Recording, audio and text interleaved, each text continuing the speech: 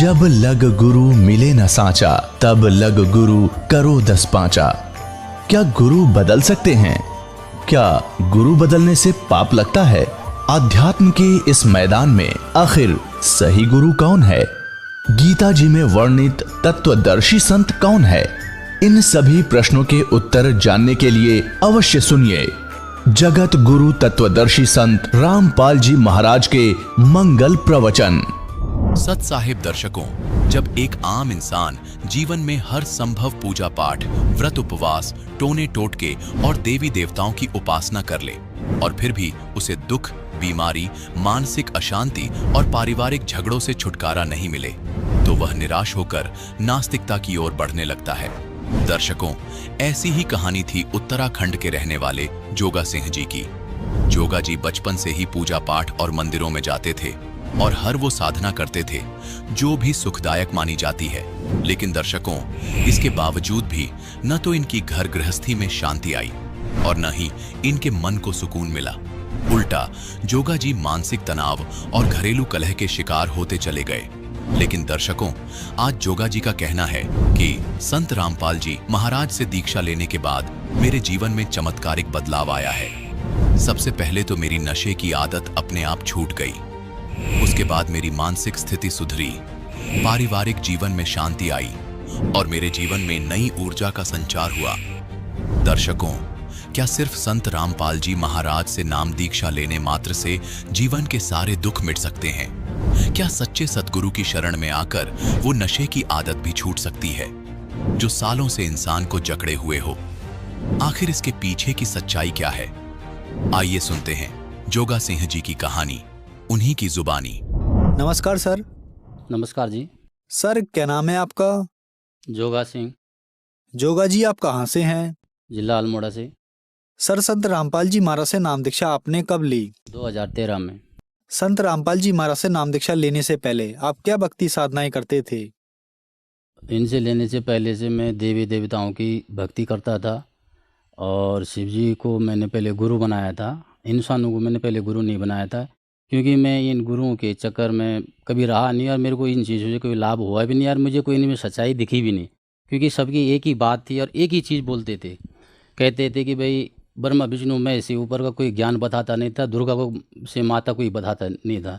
तो हमने कभी किताबों में भी पढ़ा था कि परमात्मा, ईश्वर, रब, गॉड सब एक है। तो मैं उसी एक के तलाश में, मैंने कहा एक है तो वो है कौन है, कहाँ है, कैसे मिलता होगा, जिस कारण से मैं बहुत दुखी था। मैं इतना दुख था कि मेरे परिवार में पहले क्या होता था कि थोड़ी वैसी घरेलू अपनी परेशानी थी, शारीरिक भी था मेरे को वैसे, और जिस कारण मानसिक भी था और जानवरों में भी था, बच्चों में भी था। तो जिस कारण से मैं देवी देवताओं में बहुत इतनी पूजा करता था, बहुत ज़्यादा पूजा का। साल में तो एक बार मैंने ज़रूरी करना है। मैं सल्ट का रहने वाला हूँ और सल्ट के अगर कोई भाई भगत सुन रहे हैं तो वो देख भी रहे हैं, उनको पता भी है कि मैं कितना दुखी रहता था। और इन पंडितों के चक्कर में मैं कई बकरे पता नहीं कितने काट दिए थे। मैं खुद भी काटता था और ये छोटा मोटा काम तो मैं खुद भी करता था कि छोटा मोटा ये छोटी मोटी चीज़ें को थोड़ा उनको ठीक का कर देना और थोड़ा अपना अपना बबूते लगा के और थोड़ा उनको करके उनको लाभ तो मिल जाता था। मुझे पता ही नहीं था कि ये लाभ उनको कहाँ से मिल रहा है, क्या मिल रहा है। और ना मैं इतना जानकार भी नहीं था, इतना नशेड़ी था कि अपने आप ही रिमोट जब चैनल उस पर पड़ा तो अपने आप वो सत्संग चालू हो गया संत रामपाल जी महाराज का। उस टाइम मेरे को ये भी पता नहीं था ये चैनल पे आ रहा है। मैं इतना नशे में था कि मुझे पता ही नहीं था कि उस क्या चैनल है, पर मैं इतना ज़रूर देख रहा था, इतने नशे में कि भांग के नशे में था मैं उस दिन। इतना देख रहा था कि उसमें कुछ चीज़ें ऐसी बोली जा रही है जिसे मैं कबूल कर रहा हूँ। मैंने कबूल आज तक टीवी की बातें, किसी की बातें कबूल नहीं करी मैंने यार, कोई भी संत की बात मैंने कबूल नहीं करी, क्योंकि मैं उस परमात्मा को जानना चाहता था कि सब एक ही बात बोल रहे हैं, मेरे को नहीं मानता। तो मैंने शिव जी को गुरु बनाया था। तो ऐसे क्या हुआ, एक दिन मैं जब नशे में था, मैंने देखा कि रात को मैंने कुछ हाँ तो करी है, करा क्या है समझ में नहीं आया। मैंने दूसरे दिन सवेरे वो चैनल चेक किया क्या है वो, तो शाम को मैंने उस दिन ज़रा नशा नहीं किया। तो फिर मैं उसमें संत रामपाल जी के महाराज सबसे पहले तो उसमें यही आया कि ब्रह्मा विष्णु महेश के माता पिता कौन है और शेरा वाली माता अष्टंगी दुर्गा का पति कौन है। कुछ शब्द ऐसे थे जो आज तक सुने भी नहीं थे और न कभी किसी ने बताए। तो अजीब सा भी लगा पहले दिन। तो फिर मैंने वो सत्संग पूरा देखा, पर उसमें पर मैंने यही देखा कि त्रिदेव की करे जो भक्ति, इनके कदे न होए मुक्ति, गुण तीनों की भक्ति में यो भूल पड़े संसार, निज नाम बिना ये कैसे उतरे पार। मैं शिवजी भगवान जी की पूजा करता था, तो जब मैंने देखा कि त्रिदेव की भक्ति से मुक्ति नहीं होगी, तो मेरे को एक ज़रा जिज्ञासा ऐसे बन गई कि ये त्रिदेव की भक्ति से मुक्ति नहीं होगी तो किसकी भक्ति से मुक्ति होगी। तो मैंने कहा ज़रा ज़रा देखना चाहिए। फिर मैंने मालिक के दया से, परमात्मा संत रामपाल जी महाराज के दया से, जब मैंने 15-16 दिन वो सत्संग सुना होगा, संत रामपाल जी महाराज जी से दीक्षा मैंने 2013 में ली। सर, संत रामपाल जी महाराज से नाम दीक्षा लेने के बाद क्या आपको लाभ भी मिले? जी हाँ, संत रामपाल जी महाराज से दीक्षा लेने के बाद मेरे को सबसे पहले लाभ तो ये मिला कि जो मेरे आंतों में सूजन थी, शराब के कारण, नशे के कारण इतनी फूल गई थी कि मैं थोड़ा सा वैसे हल्का फुल्का ही भोजन किया करता था और भोजन बिल्कुल नहीं पचता था। डॉक्टर ने बोला कि भाई ऐसा है, तुम हल्का फुल्का भोजन खाओ। ये दवाई देते थे, 2-4 दिन ठीक होता था, फिर वैसे ही हो जाता था। तो संत रामपाल जी के महाराज की जब मैंने थोड़ा सत्संग सुना, ज्ञान समझा, तो मैं उनसे नाम उपदेश लेके आया। तो नाम उपदेश लेने के बाद मेरे को सबसे पहले लाभ तो ये हुआ कि जो मेरा लीवर था, वो लीवर जो मेरा सही लाइन पे आ गया परमात्मा की दया से। दूसरा लाभ मेरे को क्या हुआ, जो मेरे गाय, भैंस, बकरी, ये जो 1 हफ्ता में 15 दिन में जो ख़त्म होते थे, गांव वाले कुछ तो ये भी बोलते थे, यार तेरी जब ये बकरी मरती है तो हमको क्यों नहीं बताता है। मैंने कहा नहीं भाई, किसी की कोई तबीयत ख़राब हो जाएगी, मैं इनको दे दूंगा, फिर सारे बात मेरे ऊपर आएगी। मैं किसी को कुछ नहीं बता के गड्ढा खाद के सीधा उसमें डाल देता था, जिस कारण से मेरे मुर्गी भी बहुत होती थी पहले। तो वो भी क्या होता था कि तीसरे चौथे दिन कभी किसी पे छेद हो जाए, वो थोड़ा सा कांटा जैसा चुभना, ऐसा करके कई चीज़ें ये तो किसी ने बोला भाई जंगल में पूजना है, किसी ने बोला वहाँ करना है। तो मैं बहुत ये साधना करी, जिस कारण से मैं इतना उग गया कि काम करने के बाद 1 महीने के बाद फिर वैसे हो जाना, 1 महीने के बाद फिर वैसे हो जाना। तो हर साल का मेरा ये देख एक प्रकार का ये बन ही गया था कि हर साल मैं ये पूजाएँ करता रहता था, जिस कारण से मुझे लाभ तो कुछ नहीं मिला है। जब संत रामपाल जी के महाराज के शरण में आ गया हूँ, आज मेरे को 9-10 साल हो गए परमात्मा के दया से। जो मेरे बच्चे से लेके, गाय से लेके और जो भी हमारे सांसारिक है, आज हमारे गांव सल्ट में किसी से भी आप पूछ सकते हैं कि मैं पहले कितने ही भूतबाज थी मेरे अंदर और ये लोग कितना करते थे मेरे घर में, ये खुद आने के साक्षी आप पूछ सकते हो तो मेरे गांव में कि मैं कैसा था और मेरी हालत क्या थी। आज परमात्मा संत रामपाल जी महाराज के शरण में आने से मेरे वो सारे बीमारियों का रोग ऐसा हो गया, बिल्कुल जैसे मतलब वो था ही नहीं। जो मेरा मेन बीमारी जो थी वो आज कट गई। जो मैं राजमा और जैसे हार्ड दालें जो हैं, ये हार्ड चीज़ें मैं कभी नहीं खाता था, तो आज परमात्मा की दया से मैं सभी चीज़ खाता हूँ और सभी चीज़ मुझे हजम भी है और हजम हो भी जाता है। हजम मालिक की दया से अपने घर में खेती बाड़ी करने लग गया परमात्मा की दया से। तो सबसे पहले मैं 4-5 हज़ार की मिर्च बीजा करता था पहले। तो संत रामपाल जी के शरण में जब मैं आया तो उस साल क्या हुआ कि मेरी मिर्च जमी ही नहीं। सबसे पहले उस महीने में 2 महीने के बाद हमारी पत्नी जो थी वो गांव से वैसे जो मिर्च लोग पौधे फेंक देते हैं उनको लेके आई। तो 2 महीने के बाद जब वो पौधे लगाए तो मेरे गाँव के एक बुजुर्ग आदमी, उन्होंने बोला यार इसमें तो ये क्यों लगा रहा है, अगले महीने थोड़ी हो जाएगी तेरी मिर्च परमात्मा की दया से। मैंने कहा कोई बात नहीं, सब्जी के लिए तो हो ही जाएगी। जब मैं वो मिर्च लगाई परमात्मा की दया से, खैर अगले महीने तो नहीं हुई, कार्तिक के महीने में उस खेत में ऐसे मिर्च हुए परमात्मा की दया से। दूर से तो ऐसे दिख रहे कि इसमें पत्ते तो होंगे नहीं, पूरी लाल पूरी खेती ऐसी हो गई थी, बहुत बढ़िया परमात्मा की दया से। सबसे पहले 30,000 की मिर्च मैंने उगाई। ये ड्रिंक तो मैं 12 साल का था जब मैंने ये ड्रिंक बचपन से ही चालू कर दिया था, जिस कारण से अंदर भोजन तो होता नहीं था, खाली एक ड्रिंक की ड्रिंक होती थी, जिस कारण से वो आते हैं आज बिल्कुल ख़राब हो गई थी, डैमेज हो गई थी, खाना तभी नहीं पचता था। तो परमात्मा के शरण ग्रहण करने से बाद मेरी वो सारे बाधाएं, सब बीड़ी और गांजा, शराब, ये सारे नशे और तो और क्या, अफीम भी खाया था मैंने। एक दिन अफीम भी खाया था, उसका नशा भी देखा कि ये इसमें क्या है। तो संत रामपाल जी के महाराज जी के शरण में आने से ये मेरे सारे नशाएं छूट गई। और मेरा परिवार मेरे से 3 साल बाद में उन्होंने भी नाम दीक्षा तभी ली कि उनका यार ये ऐसा आदमी अगर सुधर सकता है तो इसका मतलब कोई न कोई तो है भाई, कुछ न कुछ तो ज्ञान है या कुछ न कुछ भगवान कुछ न कुछ तो है वहाँ पे। तो उन्होंने भी संत रामपाल जी से महाराज जी दीक्षा लिया। और हमारे घरवाली के जो था दांत में दर्द हुआ करता था, उसने कहा अगर तेरा भगवान है, अगर तू सही साधना है तो मेरे दांत में दर्द हो जाएगा, मैं तब नाम ले लूँगी। परमात्मा की दया से पहले वो दर्द ठीक हुआ, फिर उसने नाम लिया। परमात्मा दया से आज मेरा पूरा परिवार उपदेशी है। भूत प्रेत तो मेरी भगत जी इतनी बाधाएं थी, जो हमारे बकरी थी तो हमारी बुआ लोग घर पे आते थे, वो कहते थे, अरे बोला इसको तो पैरालिस हो गया है, तो देखो इसको तो दवाई करा। वो अपने आप हिल के अपने आप टेढ़ी हो जाती थी, फिर कुछ देर में खड़ी भी हो जाती थी। कुछ कुछ ऐसे थे जो मर भी जाते थे, जिस कारण से मेरे को काफ़ी नुकसान हुआ। और भैंस में भी ऐसा था, एक बार परमात्मा की दया से जब मैंने नाम ले लिया था, तो भैंस जो था एक बार बच्चा नहीं दे पा रही थी। मेरे माँ ने बोला कि तू देख, तू पता नहीं कहाँ चला गया है, ये जो है बच्चा नहीं दे पा रहा है। और वो मैंने कहा छोड़ो, नहीं दे रहा। मैंने कहा मैं अपनी भक्ति तो छोड़ नहीं सकता। मैंने अपना बैग पकड़ा, सीधा इशारे के लिए चला गया परमात्मा। मैंने कहा चलो अब अपने वहाँ चलता हूँ, सत्संग में चलता हूँ। मैंने हरियाणा की धरती पे कदम रखा होगा तब तक घर से फ़ोन चला गया, अरे बोल पापा ये भैंस ने तो बच्चा दे दिया। मैंने कहा कैसे दिया, डॉक्टर बुलाया था क्या? बोला नहीं नहीं, हमको तो पता ही नहीं लगा, हमने तो बच्चा वहाँ घूमते हुए देखा। सर, जो श्रद्धालु आज आपको टीवी पर देख रहे हैं, खास करके उत्तराखंड के श्रद्धालुओं को आप अपनी भाषा में क्या कहना चाहेंगे? भाई मैं तो आपण भाषाમાં એવું બોલું છું कि अगर पूर्ण परमात्मा पूर्ण संत जो जी संत रामपाल जी महाराज धरती पर आया छी, जो 4 वेद 6 शास्त्र 18 पुराण कुरान बाइबल गुरु ग्रंथ माँ प्रमाणित ज्ञान से यो ज्ञान आज तक का है, तब तो यो ज्ञान आज हमार धरती पर ये परमात्मा ले आए छे। जो आप प्रमाण देख दसी कि वो परमात्मा कुछ जो घोर से घोर पाप काट देने, जो हमारे वेद शास्त्र एक का प्रमाण देने। सर, संत रामपाल जी महाराज से नाम दीक्षा कैसे ली जा सकती है? जी संत रामपाल जी महाराज जी से दीक्षा चैनल पे एक पीली पट्टी चलती है नीचे, उसमें फ़ोन नंबर भी लिखे जाते हैं। जगह जगह पे नामदान केंद्र भी हैं, उन फ़ोन नंबर से आप फ़ोन करके और उन नाम दीक्षा केंद्र का नंबर आप जान सकते हैं और नाम दीक्षा ले सकते हैं। धन्यवाद सर। सत साहिब। दर्शकों, अभी आपने सुने संत रामपाल जी महाराज से दीक्षा प्राप्त करके सुखी हुए भक्त के अनुभव।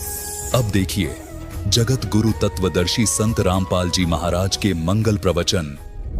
परमात्मा ने जितना उनसे बुलवाना था उतना बुलवाया। उस समय लोगों ने पूछा कि जो महापुरुष पूरे विश्व में शांति पैदा करेगा और सब को एक कायदा कानून सिख बनावेगा सबके लिए, और वो जन्म हो चुका है उसका, वो कहाँ है महाराज जी बता दो। लोग पीछे पड़ लिए उसको पूछने लगे रहकर। तो फिर उन्होंने 7 सितंबर 1971 को, वो तो 28 अगस्त ने उसने कहा, तो लोगों ने पूछा जी महाराज जी फिर बताओ कहाँ है, उसका नाम गाम बता दो, हम दर्शन कर लें जाके। तो उसने फिर क्या कहा है देखिएगा, ये 50 पृष्ठ है। इस 50 पृष्ठ पे इसने 7 सितंबर 1971 को स्टेटमेंट दी, जो शाकाहारी पत्रिका में छपी। 7 सितंबर 1971 को इसने क्या कहा, वह अवतार जिसकी लोग प्रतीक्षा कर रहे हैं, क्योंकि 28 अगस्त को 1971 को इसने डिक्लेयर कर दिया। फिर लोग पूछने लगे, तो ये कहने लगा जिसकी लोग प्रतीक्षा कर रहे हैं वह अवतार, जिसकी लोग प्रतीक्षा कर रहे हैं वह 20 वर्ष का हो चुका है। 7 सितंबर 1971 को दास का जन्म है। 8 सितंबर 1951 को, 7 सितंबर 1971 को दास पूरा 20 वर्ष का था।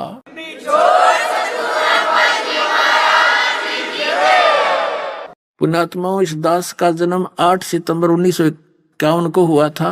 7 सितंबर 1971 को दास पूरा 20 वर्ष का हो गया था और 8 सितंबर को 21 में मनाया गया था। तो इस दास के लिए थी वो भविष्यवाणी। पुण्यात्माओं,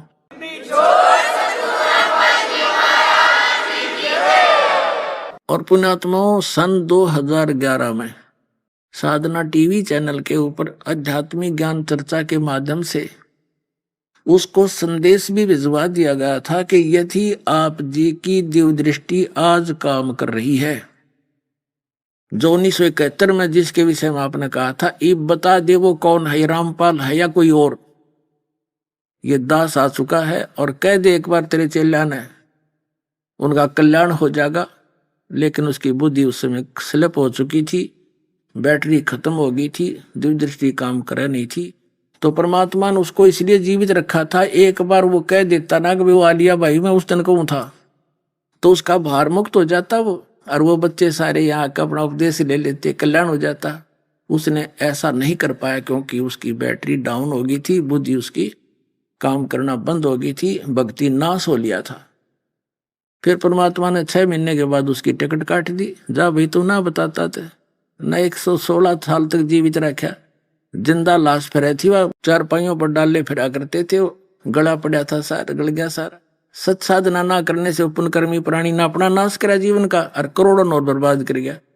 तो पुण्यात्माओं ये सारा मिलाकर अब और घना के कहूं पुण्यात्माओं, संकेत बहुत होता समझदार को, अपना कल्याण कराओ।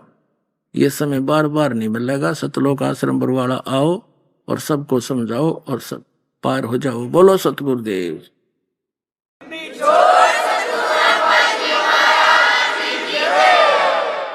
परम पिता परमात्मा पूर्ण ब्रह्म सारी सृष्टि के रचनहार कुल मालिक कबीर देव कबीर परमेश्वर जी की असीम रजा से आप सभी पुण्यात्माएं यथार्थ आध्यात्मिक ज्ञान सुन रहे हैं। परमेश्वर सर्वशक्तिमान, सभी आत्माओं के भी जनक, सभी तत्वों के उत्पत्ति करता, ये परम अक्षर ब्रह्म पूर्ण परमात्मा है। और वही परमेश्वर बनारस के अंदर काशी शहर में एक धानक जुलाहा रूप में प्रसिद्ध हुए और वे प्रसिद्ध कवियों में से भी एक कवि कहलाए। हम अपने परमात्मा को ना पहचान कर हमने उस परमपिता को एक कवि और एक जुलाहा शूद्र वर्ण का जानकर उनके द्वारा दिए गए ज्ञान को तो हम पढ़ते रहे, लेकिन हम उनको परमात्मा नहीं मान सके, क्योंकि हमें उस लाल की परख कराने वाला कोई तत्वदर्शी संत मिला नहीं। और जिन महापुरुषों ने कोशिश की, जिनको स्वयं परमात्मा मिले थे, उनकी बात हमने मानी नहीं, क्योंकि हम अशिक्षित थे। अब परमेश्वर कबीर जी की असीम रजा से आप जी शिक्षित हुए, अक्षर ज्ञान प्राप्त हुआ और इस दास को तत्वदर्शी संत बनाकर आपके लिए यहां भेजा। अब हम उस परमात्मा को पहचानेंगे, उनके द्वारा बताए गए ज्ञान को जानेंगे और हम अपना आत्म कल्याण करा के सतलोक चले जाएंगे। परमेश्वर ने स्वयं आकर हमें ज्ञान दिया कि तुम यहाँ के वासी नहीं हो, आपका यहाँ ठौर ठिकाना नहीं है। आग गए ना बावड़े रहते भी सब जाही, बिन साहेब की बंदगी कहीं ठौर ठिकाना नहीं। जैसे मोती ओस का ऐसी तेरी आव, कहे कबीर करो बंदगी बोर न ऐसा दाव। पुण्यात्मा, हम सभी प्राणी यहाँ काल के जाल में बुरी तरह जकड़े हुए हैं। ऐसा सुनियोजित षड्यंत्र है इस काल भगवान का, जीव सतर की बुद्धि इसको समझ नहीं सकती। परमेश्वर ने आकर के स्वयं ये ज्ञान बताया कि तुम यहां रह रहे हो, ये तुम्हारा ठिकाना नहीं है और यहां कोई भी प्राणी सुखी नहीं है। और आप जी ने इस झूठे सुख को सुख मान रखा है। कौन से सुख को? किसी के पास संपत्ति हो गई ज्यादा, संतान हो गई, 2-3 अच्छा कारोबार हो गया। परमात्मा कहते हैं आपने इसी को सुख मान लिया। फिर हमें याद दिलाते हैं, झूठे सुख को सुख कहे ये मान रहा मन मोदे, ये सकल चबीना काल का कुछ मुख में कुछ गोदे। कबीर परमात्मा कहते हैं कि आप जी जिस लोक में रह रहे हो, ये काल का लोक है, कसाई का, और ये प्रतिदिन 1 लाख मानव शरीरधारी प्राणियों का आहार करता है और अपने आहार के लिए ही आप जी को यहाँ जैसे कसाई बकरे पालता है, बकरियां पालता है, ऐसे आपको पाल रखा। ये आपको यकीन हो या ना हो, ये सच्ची बात समझ लेना। ये भगवान की बताई बात है, भगवान का दिया ज्ञान है और हम प्रतिदिन देख भी रहे हैं। ये कोई स्थान है? सारा जीवन हम संतान उत्पत्ति करते हैं, उनके प्यार में, लाड में हम कितने मस्त रहते हैं, कितना अच्छा लगता है। 1 मिनट में या तो माँ मर जाएगी या बेटा बेटी मर जाती है। एक एक परिवार के 3-3, 4-4 सदस्य एक्सीडेंट में या किसी अन्य हादसे में खत्म हो जाते हैं। और फिर क्या है, क्या बचा उनके पास? एक बहुत ही दुर्दांत कथा अभी पीछे पेपरों में प्रकाशित हुई थी। यहाँ सच्चा सौदा सिरसा वाले का कोई सेवक थे और सत्संग सुनकर आ रहे थे। उसके बताते हैं 10-12 सदस्य थे, वो सारे के सारे मर गए, एक बूढ़ा जीवित रह गया। ये कोई जीवन है? तो परमात्मा हमें याद दिलाते हैं कि आप यहाँ कसाई के लोक में रह रहे हो और इसने आप जी को केवल इसलिए पाल रखा है जैसे कसाई बकरे पालता। उसका उद्देश्य क्या होता है? अंडरस्टूड है। और आपकी बुद्धि केवल जीव सत्र की है, इसलिए परमात्मा ने आकर अपने बच्चों पर दया करी कि आप मेरी शरण में आओ, कबीर साहब कहते हैं। फिर आपके ऊपर काल का जो प्रभाव है वो निरस्त हो जाएगा। फिर आप काल के मुख में नहीं जाओगे, आपको काल नहीं खा सकता।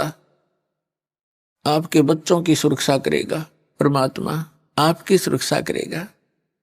यदि आपने इस गंदे लोक में भी कुछ भौतिक और सुख प्राप्त करना है तो भी परमात्मा कबीर जी की शरण में आकर आपको यहाँ का वो सुख भी मिलेगा, आपका परिवार भी सुरक्षित रहेगा। लेकिन इसमें सबसे प्रथम मर्यादा बताई है परमात्मा ने। कबीर साहब ने कहा कि जब तक हंसा हमरी आना और काल लगे नहीं तेरा बाना, पग पग परियो तक तक मारे काल अचानक बाणा। अचानक तीर मार देता है कोई भी कारण बना करके, ये मृत्यु कर देता है। कबीर साहब कहते हैं जब तक हंस मेरी मर्यादा में रहेगा, इस नाम का निरंतर सिमरण करता रहेगा, सतनाम का, उस पे काल का अटैक नहीं हो सकता। तो पहले तो आपने ये भी देखना पड़ेगा कि जिन बच्चों को आप अपना मानते हो, आपका इनमें मोह ममता है, तो इनकी सुरक्षा के लिए भी परमेश्वर कबीर जी की शरण की आपको आवश्यकता है। अभी तक तो उस परमात्मा की इस यथार्थ भक्ति का कोई जानकार नहीं था, अब इस दास को भेज दिया है, अब इसका लाभ उठा लो।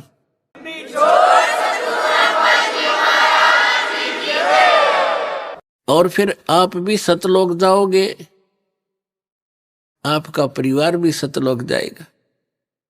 आप पहले चले जाओगे, ये बाद में भक्ति करके आ जाएंगे। जैसे आपका यहां जुगाड़ जुड़ गया, ऐसे ही वहां जुड़ जाएगा सतलोक में, ऐसे ही परिवार हो जाएगा।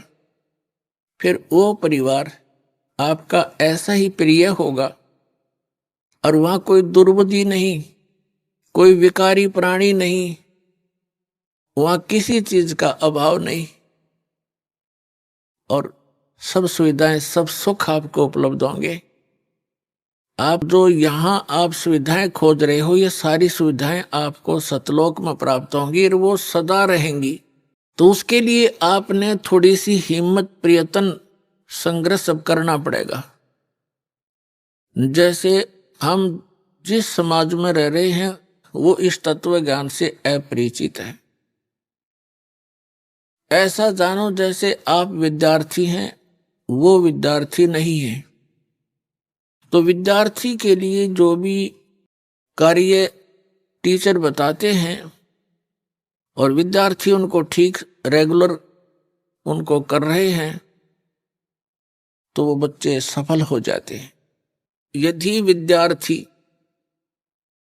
और पाड़ी ग्वालों को देखकर उन ग्वालों के पास घूमने लग जाए, उन्हीं के साथ सारा दिन धक्के खावे, तो विद्या से वंचित रह जाएगा। तो कहने का भाव ये है, जो भक्ति नहीं कर रहे, परमात्मा की साधना नहीं करते, वो विद्यार्थी नहीं है। उनका अनुसरण करना आपके लिए हानिकारक होगा। इसलिए सामाजिक परंपराओं से आपने उल्टा हटना है, पीछे हटना है। और जो परमात्मा की मर्यादा भंग हो जिस भी कारण से, क्रिया से, उसको नहीं करना है। अब जैसे विद्यार्थी अपनी मेहनत करके दिन रात पढ़ाई करके और सफल हो जाते हैं, उनको विद्यालय में किए हुए उस प्रयत्न स्टडी का प्रतिफल फील्ड में मिलता है। जैसे किसी ने अध्यापक की ट्रेनिंग की है तो उस विद्यालय में नहीं अध्यापक की सुविधा उसको बाहर फील्ड में मिलेगी, अन्य स्कूलों में अध्यापक लग जाएगा। किसी ने डॉक्टर की ट्रेनिंग की है, किसी ने इंजीनियरिंग की है या कोई अन्य पढ़ाई पढ़ी है, तो उसका किया हुआ विद्यालय से बाहर मिलता है। इसी प्रकार आप जी जिनको मानव शरीर प्राप्त है वो प्राणी विद्यार्थी हैं। इनकी पोशाक भिन्न है अन्य प्राणियों से। तो इसकी ये मोटी पहचान है कि जिनको मनुष्य जीवन प्राप्त है उनको परमात्मा पाने वाले विद्यालय के अंदर प्रवेश प्राप्त हो चुका है और उनको सब सुविधाएं प्राप्त करा दी हैं घर वालों ने, तो ये समझ लो। और वो बच्चे फिर अपना उद्देश्य भूलकर सांग सिनेमा देखते हैं, शराब पीते हैं, कोठी बंगले बनाने में अपना जीवन नाश करते हैं, तो विद्यार्थी ठीक नहीं, वो महामूर्ख व्यक्ति हैं। इस ज्ञान से आपको ज्ञान होगा, विश्वास होगा कि क्या बताते हैं परमात्मा, सर्व सोने की लंका होती व रावण से रणधीरम, एक पलक में राज बिराजी जम के पड़े जंजीरम, मन तू सुख के सागर बसरे भाई और न ऐसा यश रे। अब यहाँ की जो झूठी महिमा यश प्राप्त करने के चक्कर में इसे अनमोल जीवन को हम बर्बाद कर जाया करते थे। अब इस ज्ञान की रोशनी में हम यह ठोकर खावेंगे नहीं। ज्ञान इसीलिए दिया जाता है कि भटक ना जावें और भटके हुए ठीक ठिकाने आ जावें। तो क्या बताते हैं कि सर्व सोने की लंका थी, रावण से रणधीरम, एक पलक में राज विराजी, यानी राज्य से विहीन हो गए एक पल में। और फिर यम के पड़े जंजीरम, यम के दूत जकड़ के ले गए उसको, रावण को। परमात्मा कहते हैं आप जी यहाँ परमात्मा की इच्छा छोड़कर सतलोक जाने की इच्छा के अतिरिक्त अन्य जो भी इच्छाएं पाले बैठे हो, आपके लिए बड़ी भयंकर है ये। आप बालक हो, परमात्मा कितनी बार आए हैं, असंख्यों बार यहाँ आ लिए अपनी प्यारे बच्चों को इस कष्ट से निकालने के लिए। लेकिन काल भगवान ने, यहाँ के स्वामी ने हमारे को इस झूठे सुख की भांग प्या रखी है। इस भांग के नशे में हम परमात्मा को ना पहचान पाते हैं, ना अपने कष्टों को कष्ट जान पाते हैं। इस तत्व ज्ञान की रोशनी से यह भांग उतरेगी और ये नशा आपका कम हो जाएगा। रात को भी निद्रा आनी बंद हो जाएगी। परमात्मा की ये जो ज्ञान है, परमात्मा की महिमा आपको रह रह कर याद आओगी। जैसे किसी को टेंशन हो जाती है तो एक दिन आपकी ऐसी स्थिति हो जाएगी, कबीर साहब कहते हैं कि जैसे पर घर पावना रह उठाए चित, एक समय आपकी ऐसी स्थिति आवेगी जैसे आप जी कहीं चले गए किसी रिलेटिव के यहाँ रिश्तेदारी में, और वहां आपको प्रार्थना कर देते हैं कि आज रुक जाओ, आप रुक गए, लेकिन आपको ये पता है कि यहां मैं ज्यादा समय का नहीं हूं, और अगले दिन आप चलने की तैयारी करते हो, उस दिन भी आपसे प्रार्थना कर लेते हैं कि आज जो रुक जाओ। अधिक प्रार्थना से आप रुक अवश्य जाते हो, लेकिन आपका मन आपके घर पे पड़ा होता है कि वो करना था, ऐसे करना था, ऐसे करना था। तो परमात्मा कहते हैं जब आपको यथार्थ ज्ञान हो जाएगा, आपका यहां से मन उठ जाएगा। जैसे पर घर पावना, दूसरे के घर में मेहमान, रह उठाए चत दास। आपको उस कबीर गॉड गिवन ज्ञान से इतना परिपक्व करना चाहता हूं कि आपकी आस्था उस सतलोक में दृढ़ हो जा, और जहां आशा ता बासा होई, मन कर्म वचन सुमरियो सोई। पुण्यात्मा, हमने जो भी ज्ञान मिला उसके आधार से हमने उसकी आस्था की। अभी तक हमने श्री राम, श्री कृष्ण, श्री विष्णु भगवान, श्री शंकर भगवान, दुर्गा माता, तीर्थ व्रतों का ज्ञान हुआ तो हमारी उनमें आस्था हुई। उसी आस्था के आधार से हम यहां भटकते रहे। अब आपकी श्रद्धा, आपकी आस्था उस सतलोक में दृढ़ करनी है, और दृढ़ ज्ञान से होगी, मुक्ति इस नाम से होगी जो दास आपको देगा।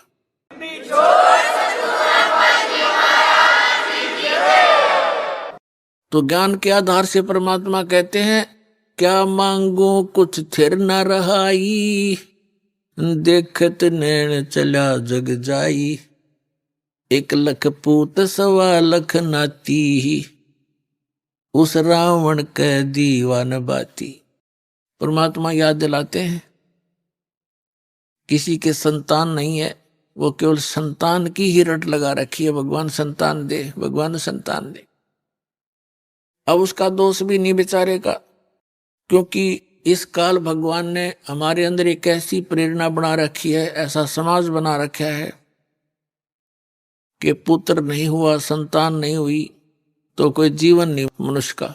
ये तो बालकों वाली बातें हैं, बिल्कुल काल की प्रेरणा, काल से रंगे हुए व्यक्ति ऐसी बातें करते हैं जिनको ज्ञान नहीं। और जो भक्त हो जाते हैं, जिनको ये ज्ञान हो जाता है, उसके बाद आपकी स्थिति ऐसी हो जानी चाहिए, जो राखे तो ही रहूं, हमरा के चारा और खाने जाद खरीद हूं गुलाम तुम्हारा, जो राखो त्यों ही रहूं, जो देवो सो खाऊं। तो परमात्मा की रजा में राजी रहना सीखना पड़ेगा अपने। जिनके यह संतान नहीं है, तो अब इस परमात्मा के ज्ञान के आधार से वो बहुत ही खुशकिस्मत व्यक्ति है जिनका संतान नहीं है। पुण्यात्मा, आज तक जो भगत और समाज का जो विरोध रहा, उसका यही कारण रहा है कि समाज की परंपराएं समाज के क्षेत्र की हैं, और भक्ति का जो मार्ग है, भक्ति की जो परंपराएं हैं, वो समाज के बिल्कुल विपरीत होती हैं। जिस कारण से विरोध बन जाता है, जो एक आध बार सत्संग सुनता है तो ये कहता है कि वो तो संतान कोई भी अच्छे नहीं बताता। नहीं, ऐसी कोई बात नहीं। जो ज्ञान है दास वो बता रहा है, और ये ज्ञान है। अभी तक आपने केवल अज्ञान सुना है। अब जैसे एक लेवा एक देवा दूतम, एक समय सुखदेव ऋषि, उसको ज्ञान हुआ, मां के गर्भ में ही उसको ये चेतना होगी कि ये संसार बहुत भयंकर सथल है, और इसमें बाहर जाते ही ये तीनों गुण, रजगुण ब्रह्मा जी, सतगुण विष्णु, तमगुण शिव जी, इनके तीनों गुणों का प्रभाव जीव को मां के गर्भ से बाहर जाते ही हो जाता है। मां के गर्भ में इनका असर नहीं होता।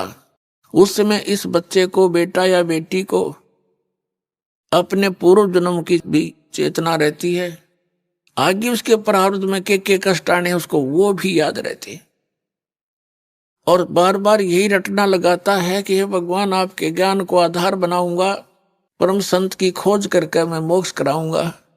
लेकिन सुखदेव ऋषि को ये भी ज्ञान था कि बाहर जाते ही हमें मूर्छित कर दिया जाता, जैसे इंजेक्शन लगा के अचेत कर दिया जाता है इन तीनों गुणों के प्रभाव से। अब जैसे मिर्च का स्वभाव है, जैसे कई अज्ञानी कहते हैं कि ब्रह्मा विष्णु महेश गुण नहीं है, वो तो गुणी है। अरे मिर्च गुणी है, वो गुण तो मिर्चे का है। वो जो मुंह जला दे, आंखें में हाथ लाग जाए तो आंख कति कंडम हो जाए। तो कहने का भाव ये है कि ब्रह्मा विष्णु महेश को इस काल भगवान ने अपने पुत्रों को एक एक गुण युक्त कर रखा है। जैसे मिर्च को ऐसे गुण युक्त कर दिया तो उसके अंदर गुण है, वो कहीं रखी रहे। तो इन तीनों भगवान अपने अपने राजधानियों में रहते हैं, ऊपर के लोक हैं इनके अलग अलग, उनसे निकल रही ये रेज किरणें, ये तरंगे तीनों गुणों की, ये हमें प्रभावित करते हैं। अंदर सब चेतना होती है, माँ के गर्भ से बाहर आते ही एकदम बच्चा अचेत हो जाता है, यानी उसको वो याद नहीं रहता तेरे तू कहाँ था, कौन था। सुखदेव ऋषि माँ के गर्भ से 12 वर्ष बाहर नहीं आया। ब्रह्मा विष्णु महेश ने तीनों ने आके कहा सुखदेव तू बाहर आ जा, और ये मर्यादा भंग मत कर हमारी। 9 महीने के अंदर माँ दुखी हो लेती है गर्भ के पीरियड में, और तुम 12 वर्ष हो गए, यह मर्यादा मत बिगाड़े। तब सुखदेव ऋषि ने कहा भगवान बाहर आते ही आपके तीनों गुण हमें अचेत कर देते हैं, हम भूल जाते हैं उद्देश्य को। आप जी अपने इस त्रिगुणमयी माया को कुछ समय के लिए रोक लो, तब मैं बाहर आऊं। तब उन्होंने कहा भाई ये तो जबरदस्त प्रेशर है, अधिक समय तक हम रोक नहीं सकते। फ्रिक्शन ऑफ सेकंड, यानी पल के भी कुछ हिस्से तक हम इसका इतनी देर रोक सकते हैं। सुखदेव ऋषि ने कहा तुम इतनी देर रोक दो। कहते हैं इतनी देर उन्होंने माया रोकी थी, इतनी देर में मां के गर्भ से बाहर आ गया, वो चले गए। अब सुखदेव ऋषि अपनी और नाल को कमर पे रख के चल पड़ा, कंधे पे। ऋषि व्यास की पत्नी से उसका जन्म हुआ, तो व्यास जी ने कहा बेटा दर्शन दे, अरे सूरत तो दिखा दे। अपुत्र मोह के अंदर वो बहुत व्याकुल था, और कहा 13 महीने 12 वर्ष इंतजार किया, पुत्र के दर्शन करूंगा, तू बात तो सुन ले मेरी। तब सुखदेव ऋषि ने कहा था कि एक लेवा एक देवा दूतम, और कोई किसी का पिता नहीं पूतम। ऋषि जी ना जाने कितनी बार तू मेरा बाप बन लिया, और ना जाने कितनी बार मैं तेरा बाप बन दिया। या बूंदी बीमारी है, मेरा रोग कट दे। ऐसे मुड़ के नहीं देख रहा, चलता चलता बातें कर रहा है। एक लेवा एक देवा दूतम, और कोई किसी का पिता नहीं पूतम। ये ऋण संबंध जुड़ा एक ठाठा, अंत में सब 12 बाटा। इतना कहकर वो आकाश में उड़ गया सुखदेव ऋषि। पूर्व जन्म के भक्ति शक्ति से उसकी बैटरी चार्ज थी, आकाश में उड़ गया। व्यास जी खड़ा खड़ा देखता रह गया। तो पुण्यात्माओं, यहां आपस में जो आप जैसे कोई रिश्तेदारी से जुड़े हो, पिता पुत्र बनकर जुड़े हो, पुत्री बेटी पत्नी बनकर जुड़े हो, ये आपका ऋण संबंध है, पिछला संस्कार है। कोई लेने आ रहा है अपने कर्जा, कोई देने आ रहा है। एक लड़का इतना लायक है, अपनी कमाई करता है, मजदूरी मेहनत जो भी करता है, और पिताजी शराब पीता है, तो वो पिता उस बालक से पिछले जन्म का कोई ऋण ले रहा है। एक ऐसा पिता है सारी उम्र माया जोड़ता है, और पुत्र उसका फिर सिर फोड़ता है और शराब पीता है, गाड़ी खरीदने की जिद कर लेता है, यानी उसका नाश करा कर छोड़ दे।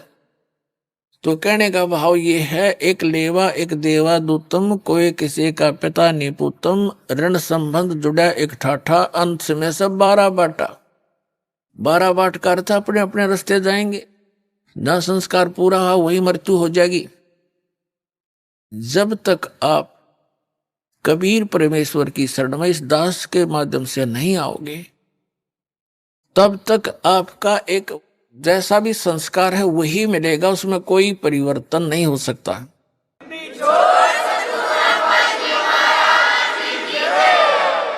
तो उसके आधार से आप अपना केवल ऋण ही चुका रहे होते हो। बेटा मर गया, माता पिता भाई बहन सब शेष बचे हुए टक्कर मारते रहते हैं, मारे जाओ।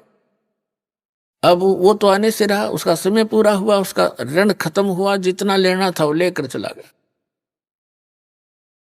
ऐसे बहुत सी कथाएं हैं जो कथाएं नहीं सच्चाई है।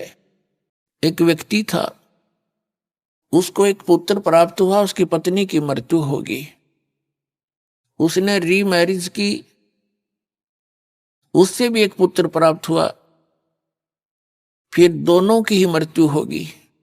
बड़े लड़के का विवाह कर दिया था, छोटा लड़का अभी छोटी आयु का था जो दूसरी पत्नी से प्राप्त हुआ था। तो दोनों की मृत्यु होगी, 2 बच्चे शेष रहे और बड़े लड़के का विवाह हो चुका था। कुछ दिनों के बाद वो छोटा जो लड़का था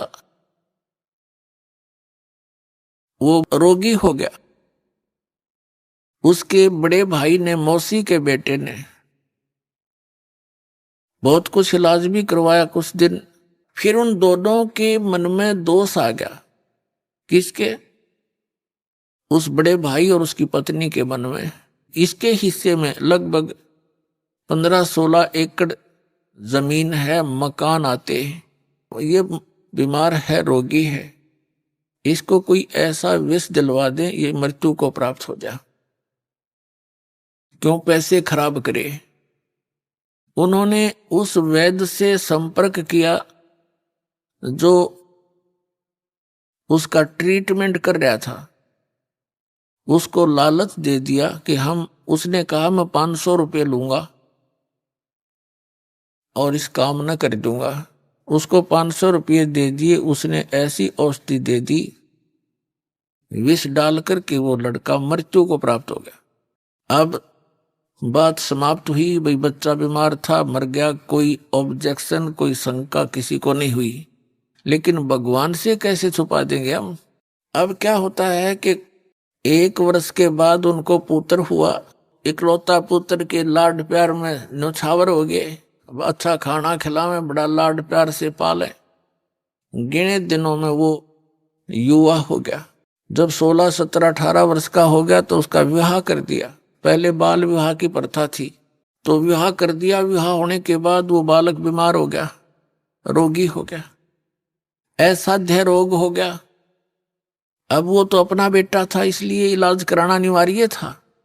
सब जगह झाड़ फूक वालों से इलाज कराया, वैद्यों से महंगी दवाई दिलवाई, आसपास सब जगह लुटपट लिए, लेकिन फिर भी रोग में कोई लाभ नहीं। और कुछ आधे से अधिक जमीन को भी सेल करके बेच के वो धन भी बच्चे के ट्रीटमेंट पर लगा दिया। एक दिन वो दोनों बैठे बैठे उस बच्चे के मुंह की तरफ देख रहे थे। चारपाई पकड़ चुका था, अस्थि पिंजर शेष था। तब उस लड़के ने आवाज लगाई कि भाई साहब मेरी बात सुनना। अब उसका जो पिता था वो पास बैठा था। उसने कहा कि बेटा मैं तेरा पिता हूं, मैं भाई नहीं हूं। उसने सोचा कि ये बच्चा इतना रोगी होने के कारण इतना हो गया कि मुझे पहचानना भी बंद कर गया। तब उस लड़के ने कहा कि तू मेरा भाई है और सुन ले बात सारी। तूने मुझे विष देकर मरवाया था और मैंने वो अपना ऋण चुका लिया है। आधी जमीन से भी ज्यादा तेरी बिक चुकी है और ईब तेरा और मेरा एक कफन और लकड़ी का हिसाब किताब शेष रह रहा है, वो इकट्ठी कर ले। मैं तेरा वही भाई हूं, तेरे पुत्र के रूप में जन्मया हूं। अब आंखें खुल गई उनकी। कहने लगा भाई बात सुन, मेरा तो कुल नाश हो गया, क्योंकि इकलौता पुत्र था और आश्रय ही नहीं, 20 वर्ष से ऊपर विवाह को हो गए हैं, उसके बाद कोई संतान नहीं। मैंने तो जैसा किया था मेरे को परिणाम मिल गया, मिलना चाहिए था मेरे जैसे नीच ने। पर भाई एक बात और बता दे, जो लड़की तेरे विवाही आई है इसका के दोष है? अब उस समय सती प्रथा थी, पति मरने के बाद उसकी पत्नी को जीवित जलाया जाता था लकड़ियों में। उसने पूछा कि इस लड़की का क्या दोष है जो तेरी पत्नी है? तब उस लड़के ने बताया कि वो वैद्य कहाँ है जिसने मुझे जहर दिया था, विष दिया था। उन्होंने बताया कि आपकी मृत्यु के 2-3 वर्ष बाद उसकी मृत्यु हो गई थी। उस लड़के ने बताया कि ये मेरी पत्नी वो वैद्य है, इस दुष्ट को अब सजा मिलेगी। यूं कहकर वो प्राण त्याग गया।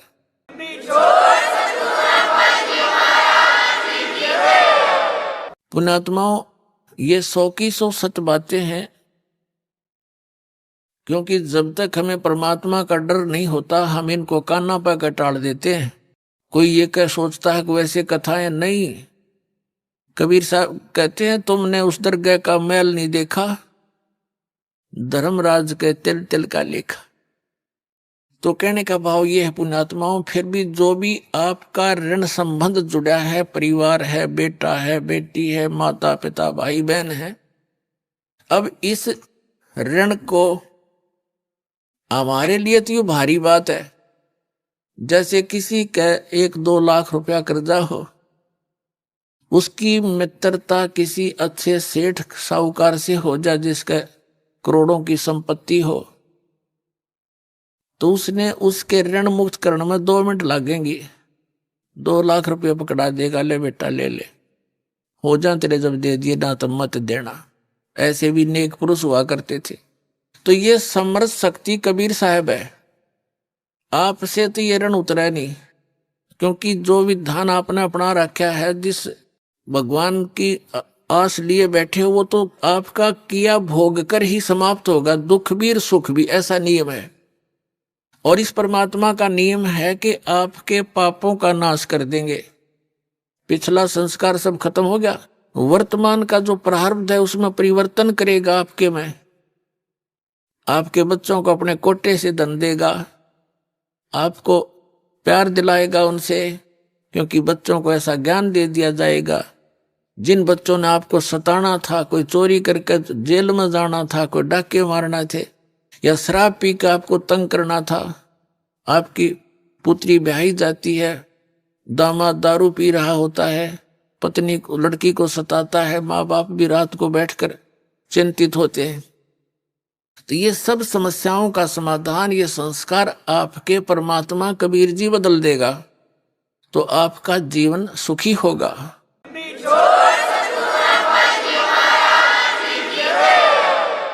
और रही बात जिनके संतान नहीं है, ये सत्कर मान लेना, उनका कोई ऋण शेष नहीं है। वो तो कति किनारे पे बैठे मोक्ष के पे, जब थोड़ी सी बुद्धि रखते हो तक, जब तक आप समाज ने देखोगे तो यही जूते खाओगे। सभी महापुरुषों ने कहा है कि लोक लाज मर्याद जगत की तन जो तोड़ बगावे, जब कोई राम भगत गत पावे। लोक लाज ना कीजियो निर्भय हो रहिए, यो मन संतों दीजिए तो गोविंद पाइए। जैसे मीराबाई से उसकी मां ने कहा था, सत्संग में जाना मीरा छोड़ दे। अभी आपने सुने संत रामपाल जी महाराज के मंगल प्रवचन। आइए अब सुनते हैं संत रामपाल जी महाराज से नाम दीक्षा लेकर सतभक्ति करके अद्भुत लाभ प्राप्त करने वाले अनुयायी के विचार। दर्शकों, क्या होगा यदि कोई व्यक्ति बचपन से ही अपने माता पिता को नवरात्रों में माता रानी की पूजा करते देखे और उन्हीं की तरह देवी देवताओं की भक्ति साधना और रीति रिवाजों को ही जीवन की राह मान ले, लेकिन फिर भी उसे न आत्मिक शांति मिले और न ही जीवन में सच्चा सुख। दर्शकों, कुछ ऐसी ही कहानी थी जम्मू कश्मीर के रहने वाले हरकेश जी की। हरकेश जी का बचपन धार्मिक वातावरण में बीता, इसलिए उन्होंने पूरे श्रद्धा भाव से देवी देवताओं की पूजा की। लेकिन फिर भी इन्हें सभी जगह से निराशा ही मिली और धीरे धीरे हरकेश जी भक्ति से भटकते चले गए और जिंदगी के उस अंधे मोड़ पर पहुंच गए जहां डकैती और लूट जैसे रास्ते भी उन्हें सही लगने लगे। लेकिन दर्शकों, आज हरकेश जी का कहना है कि जब से मैंने संत रामपाल जी महाराज जी से नाम दीक्षा ली है, तब से मेरी जिंदगी की दिशा ही बदल गई है। आज मैं अपराध से दूर एक शांतिपूर्ण और सात्विक जीवन जी रहा हूं। दर्शकों, आखिर ऐसा क्या है संत रामपाल जी महाराज की भक्ति में जो एक भटका हुआ इंसान भी जीवन की सही राह पर लौट आता है? आखिर इसके पीछे की सच्चाई क्या है? आइए सुनते हैं हरकेश जी की कहानी उन्हीं की जुबानी। सर नमस्कार। सत साहेब जी। सर क्या शुभ नाम है आपका? हरकेश दास। हरकेश दास जी कहाँ से आए आप? जी मैं जे.एंड.के जिला जम्मू गांव बटाड़ा से हूँ। सर संत रामपाल जी महाराज से कब से जुड़े आप? 13 सितंबर 2012 से। सर संत रामपाल जी महाराज से नाम दीक्षा लेने से पहले आप क्या भक्ति साधना करते थे? भक्ति साधना वही करते थे सर जी जो अपने मम्मी पापा को देख रहे हैं, जो वो कर रहे थे वही हम कर रहे थे। कभी शिव जी का व्रत रख लिया, तो कभी नवरात्रे हैं तो माता जी का व्रत रख लिया, बस यही भक्ति कर रहे थे। सर जो भक्ति आप करते थे, उन भक्ति को करने से आपको क्या लाभ मिले? उन भक्ति से करने से तो हमें कोई लाभ नहीं मिला सर जी। सर आप संत रामपाल जी महाराज की शरण में कैसे आए? संत रामपाल जी महाराज की शरण से मैं टीवी के माध्यम से आया। टीवी में उनका प्रोग्राम आता है चैनल पे, तो वो मैं देखता था, तो वो देखते देखते उनका ज्ञान समझ आ गया, तो उनके माध्यम से, टीवी के माध्यम से उनके शरण में आ गया। सर संत रामपाल जी महाराज ने जो सद्भक्ति आपको दी है, उसको करने से आपको क्या लाभ मिला? सर जी छोटे मोटे लाभ तो होते ही रहते हैं, बाकी बड़े लाभ तो ये है वो है कि हमें अपने जीवन का सबसे पता चला कि हम जीवन में आए क्यों हैं, हमें करना क्या चाहिए और हम कर क्या रहे हैं। हमें सद्भक्ति मिली, मोक्ष का मार्ग मिला, सबसे बड़ी बात तो ये है। बाकी छोटे मोटे लाभ तो होते ही रहते हैं। ऐसे मेरी माता जी थोड़ी बीमार थी, तो उनको नाम दीक्षा दिलाने से अब वो ठीक है। और बाकी ये लाभ हुआ जी, हम आपको एक बात बताता हूँ, छोटा सा चमत्कार हुआ था मेरे साथ। जब हम आश्रम में जा रहे थे, तो हम 3 दोस्त ही थे उस वक्त, तो हम जा रहे थे, तो गाड़ी में हम दोनों उतरे, बाथरूम के जाने के लिए उतरे, और एक को हमने गाड़ी में बिठाया, भाई आप गाड़ी में बैठो, हम आते हैं। तो जब अब आए तो वो देखा, वो तो नीचे था, तो गाड़ी भी चली गई थी। तो हमने उसको पूछा, भाई यार हमारा वो कहाँ की गाड़ी? तो बोला वो गाड़ी चली गई। हमने पूछा गाड़ी चली गई, उसमें तो हमारा सामान भी पड़ा हुआ है, सब कुछ पड़ा हुआ है, तो आप यार वो सामान ही उतार लेना था तूने। तो वो बोला नहीं, मैं तो आपको देख रहा, तो गाड़ी निकल गई। तो मैंने सोचा भी इनका सामान भी साथ में है, तो मेरे साथ ये आए हुए हैं, तो यार ये तो बात बहुत अच्छा नहीं हुआ ये। फिर मैंने सोचा, मैं दौड़ के देखा, चलो किस साइड गई थी गाड़ी? वो बोल रही इस रोड से गई थी। मैं दौड़ के आगे गया, तो देखा गाड़ी तो नहीं थी, गाड़ी निकल चुकी थी। तो मैं बहुत परेशान हो गया, लेकिन मैंने परमात्मा को याद किया। मैंने सोचा देख, इतनी देर में एक ऑटो वाला आया। मैंने बोला, मैं भैया ऐसे ऐसे बात है, हमारी एक गाड़ी है वो चंडीगढ़ वाली, तो वो निकल गई है बरवाला वाली। तो उन्होंने सोचा भी, बोला कितनी देर हुआ? मैंने बोला कि 10-15 मिनट हो गए जी। बोले 10-15 मिनट में तो वो यार गाड़ी तो अभी तो नहीं मिलेगी आपको, वो तो निकल गई होगी, बहुत दूर निकल गई होगी। तो फिर उनको मन में पता नहीं क्या आया, उन्होंने बोला चलो बैठो यार देखते हैं। तो उनको बिठाया हमको ऑटो में। तो उन्होंने ऑटो बहुत फास्ट चलाया, बहुत तेज़ चलाया, और गाड़ी आगे सिग्नल पे रुकी हुई थी, हमें गाड़ी मिल गई। तो हमने परमात्मा का शुक्र किया कि चलो हमें गाड़ी मिल गई। गाड़ी में बैठ गए। तो गाड़ी में बैठ के जब गाड़ी में बैठे, तो वो अंधेरा हो गया, हमें आश्रम पहुँचे सतलोक आश्रम पहुँचे। तो हमने रास्ते में कंडक्टर को बोला, भाई भैया ऐसे ऐसे बात है, हमें यार सतलोक आश्रम उतार देना। तो वो बोला, भाई आश्रम तो वहाँ पे नहीं गाड़ी रुकती, हम तो आपको बस स्टैंड पे उतारेंगे। तो आश्रम हमें नहीं पता आश्रम कहाँ है कहाँ नहीं है। हमने बोला भाई चलो ठीक है आश्रम। मैंने सोचा अपने मन में कि मैंने कभी पहले गए भी नहीं है, पहली बार जा रहे हैं, तो पता नहीं आश्रम कहाँ है, बस स्टैंड कहाँ है, ये पता नहीं। कोई रात को अभी 1-1:30 बजने वाला था उस टाइम। हमने सोचा भाई ये तो बहुत चक्कर बन गया यार, तो अब कैसे पहुँचेंगे। तो जब भी अभी 1-1.5 किलो पीछे थे हम आश्रम से, तो परमात्मा ने पता नहीं क्या प्रेरणा की उस कंडक्टर के मन में। उसने बोला कि यार भाई आ जाओ यार, सतलोक वाले आपको उतार देता हूँ उधर। तो उसने बिल्कुल हमें आश्रम के सामने उतार दिया। तो ये परमात्मा का बहुत बड़ा चमत्कार हुआ जी। और उसके बाद जब हम आश्रम में अंदर गए तो हमें ऐसे लगा कि भाई कोई अपना जन तो पराया कोई है ही नहीं, सभी अपने हैं। जैसे पहले भी हम जहाँ पे आ चुके हैं, इतना अच्छा माहौल था, सभी अपने भाई बहनों की तरह लग रहे थे और इतने प्यार से पेश आ रहे थे। सभी ने हमें सारा आश्रम घुमा के दिखाया, भक्तों ने तो बहुत अच्छा लगा जी हमें। सर जब आप सतलोक आश्रम में संत रामपाल जी महाराज से नाम दीक्षा लेने के लिए गए तो सर संत रामपाल जी महाराज से नाम दीक्षा लेने के लिए आपने कितने पैसे दिए? सर ये तो मीडिया वाले बोलते हैं जी, जहाँ लोगों ने अफवाह बना रखी है कि जो वहाँ पे पैसे लेते हैं वहाँ पे 1 रुपया भी नहीं लेते हैं, कोई किस्म का पैसा नहीं लेता वहाँ पे लिया जाता किसी से भी। वो तो आपको वहाँ पे जो जितने भी भक्त जाते हैं, जो नई दीक्षा नाम दीक्षा लेने के लिए जितने भी जाते हैं, उनको बिल्कुल फ्री आप बुक मिलती है वहाँ से। आप गुरु जी के स्वरूप मिलता है गुरु जी का, तो वो फ्री मिलता है बिल्कुल। रहने खाने पीने की व्यवस्था बिल्कुल फ्री है। सर जब आप सतलोक आश्रम में गए तो क्या वहाँ पे जातिवाद या अमीर गरीबी या फिर ऐसा कुछ आपको देखने को मिला वहाँ की व्यवस्था में? नहीं सर जी, हमें कुछ ऐसा नहीं मिला जिससे हमें तो ऐसा लगा कि अमीर गरीब बिल्कुल सब एक जैसे हैं। हमने और भी बहुत जगह पे हम गए आश्रम में तो देखते थे भाई VIP लोग एक जगह बैठते हैं, तो जो बेचारे गरीब तबके के लोग हैं वो एक जगह बैठते हैं। मंदिरों में जाते हैं, हमें मंदिरों में जो देखते हैं, देखिए जो 100 का नोट चढ़ाता है उसको बर्फ़ी के पीस दे देते हैं एक, जो बेचारा 5-10 रुपये चढ़ाता है तो उसको छोटी सी वो होती हैं फुलियाँ सी होती हैं वो देते हैं प्रसाद। तो वहाँ भी भेदभाव चलता है। तो हमने सब जगह भेदभाव देखा, लेकिन आश्रम में सतलोक आश्रम में हमने कोई भेदभाव नहीं देखा। वहाँ सबको एक नज़र से देखा जाता है, अमीर गरीब सब एक जैसे हैं। संत रामपाल जी महाराज का एक स्वच्छ समाज सुधार में क्या योगदान है? जी संत रामपाल जी महाराज ने एक बहुत ही अच्छा समाज तैयार कर रहे हैं।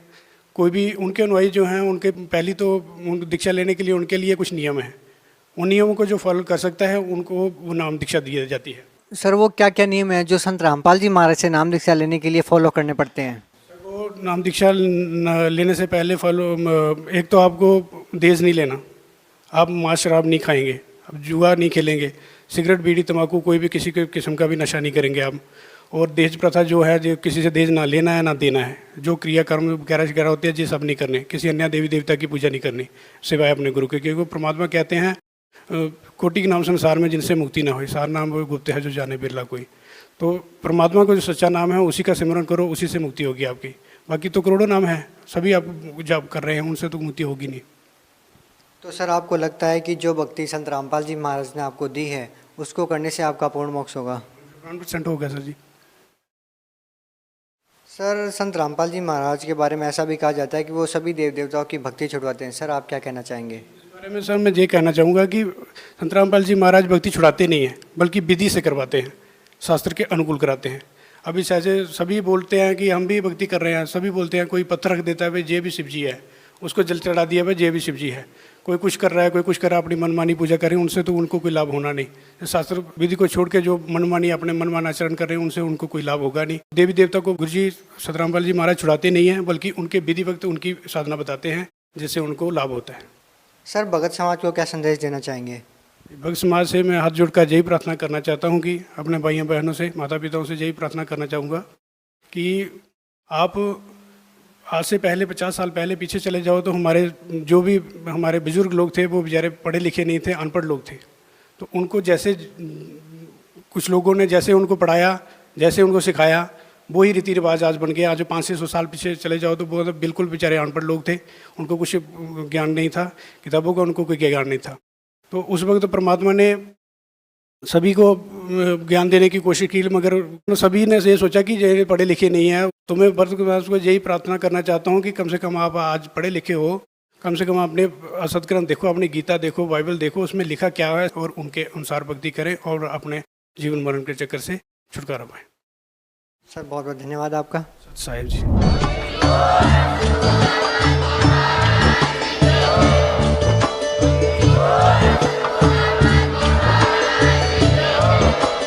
आप सुन रहे थे जगत गुरु तत्वदर्शी संत रामपाल जी महाराज जी के मंगल प्रवचन। अधिक जानकारी के लिए विजिट कीजिए हमारी वेबसाइट www.jagatgururampalji.org।